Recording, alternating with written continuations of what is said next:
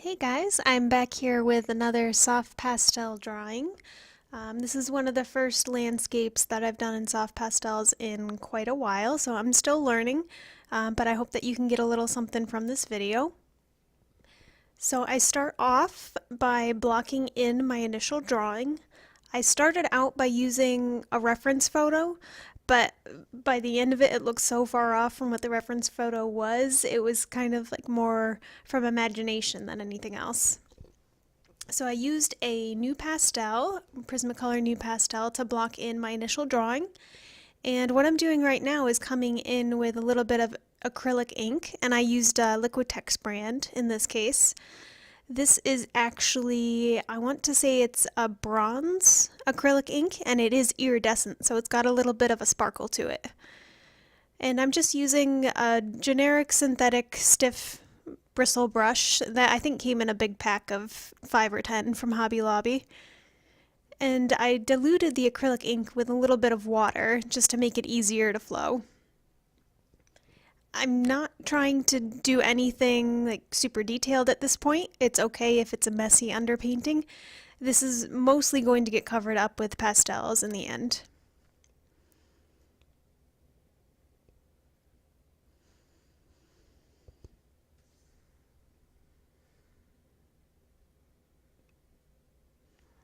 I am trying to make this bottom area here look a little bit like grass though, because this will be a field of flowers and grass.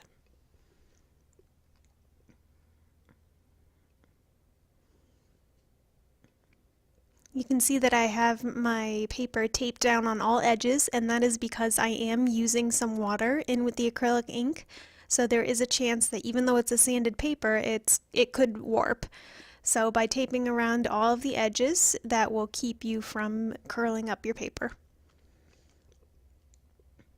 And I'm using Fisher 400 grit sanded paper, but you could also use UART 400. They're very similar. And while the initial layer of acrylic ink is still wet, I'm coming on top with some more acrylic ink, this time in dioxazine purple. And that was just to add a little more variety and a little more depth to the underpainting, but it's totally not necessary. So this is where I'm experimenting a little bit. I took some Liquitex clear gesso and I mixed it in with my purple acrylic ink, and I took a big bristle brush and I'm just coming on top and making a lot of texture. Now the sanded paper does have texture, but it's a very even texture, which for some things is good. But in this case, I wanted to get a little bit of randomness to it since it is a landscape drawing and nature is pretty random. So I'm making sure that I leave like chunks of gesso in there to get little lines of texture that will show up in the final piece. And now that the initial block in is done, I'm coming in with my dark colors first. In soft pastels, it's easier usually to go from dark to light rather than light to dark. So I'm putting in, I think this is a Terry Ludwig, their darkest purple, which is the V100 eggplant color. If you can only get one of Terry Ludwig's pastels, that is definitely the one to get. So my grass is not going to be purple, but I want to have a little more than just green in my grass. It will give it a little bit more variety and a little bit more interest than just using green. So if you put dark reds, dark purples, dark greens, even some dark blues in the shadowed areas, that'll give a little more life, a little more pizzazz to your grass. And adding in the sky now. Pretty simple to add in the sky, starting out with some darker blues and then laying some lighter blues on top. And you can put in some clouds if you want, but they're not necessary. You could actually leave it as it is at this stage and leave a little bit of the paper color showing through. But I will come through with a little bit of cloud cover afterwards.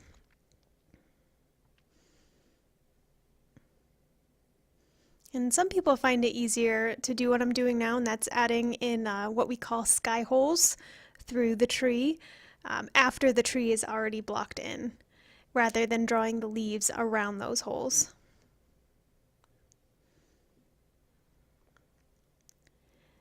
And continuing on with my grass, adding in some different purples for interest before I start coming on top with the greens. And I'm trying not to be like, I'm trying to be loose in this instance. So I'm not really paying close attention to the colors that I'm grabbing, just making it a little random, little interesting.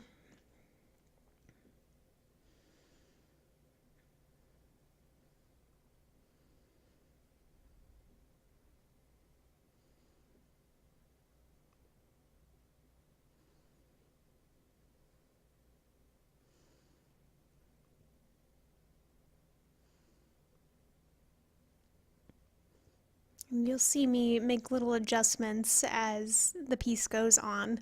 I decide that I want, a little bit more here in the background, or I want a tree here. I actually end up putting a whole line of trees in the back that I did not start with. And basically what I'm going for with this grass area is just to make it look like I want it to look. I'm not trying to make it look like any reference photo. I'm just going to keep working until it looks the way that I want. So I'll make adjustments here and there. I'll add more layers here and there until it looks kind of like the vision that I have in my mind.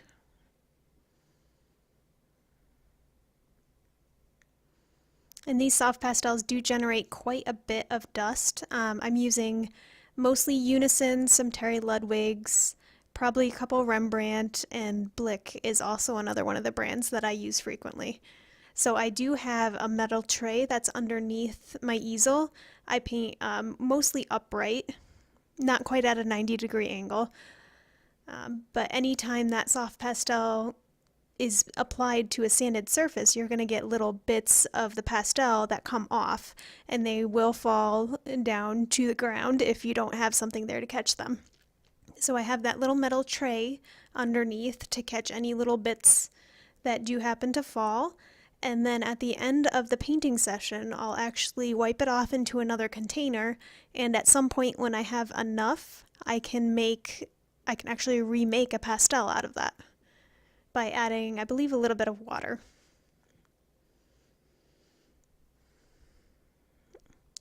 So now I'm starting to add my light areas. So I'm using a warm green to kind of indicate where the light is coming from. And you can see me adding a little bit of another tree in the background there. I decided I didn't quite like the way that it looked. Oops, and missed a little bit of that recording. But decided to add some distant trees for a little more interest. I thought it was lacking a little something. So I'm just using muted blue-green, and I'm mixing it in with the sky color that's already there, and with a little bit of the foreground grasses as well to blend it in.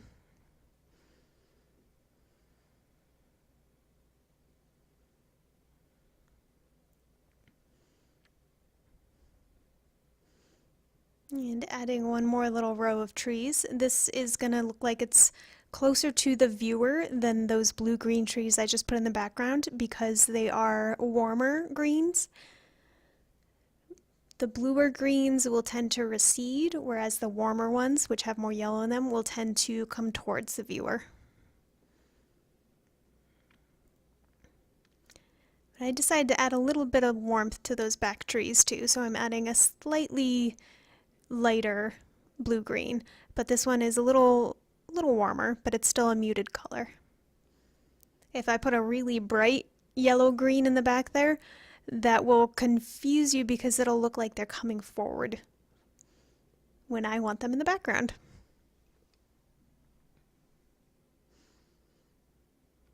Using a light blue to add little suggestions of clouds in the sky. And from here on out, you'll just see mostly me making little adjustments here and there. Altering my values, altering some colors. No big changes at this point. And decided to add some wildflowers, so I'm using, I think it is a purpley bluish color. And I'm not drawing actual flowers, just little suggestions of them. They get smaller as they go more towards the back, where the blue-green trees are in the background.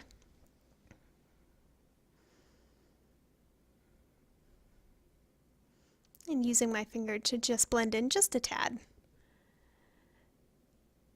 And there is the finished piece. If you guys have questions, feel free to leave them below. And please remember to hit the like button and subscribe to me if you'd like to see more.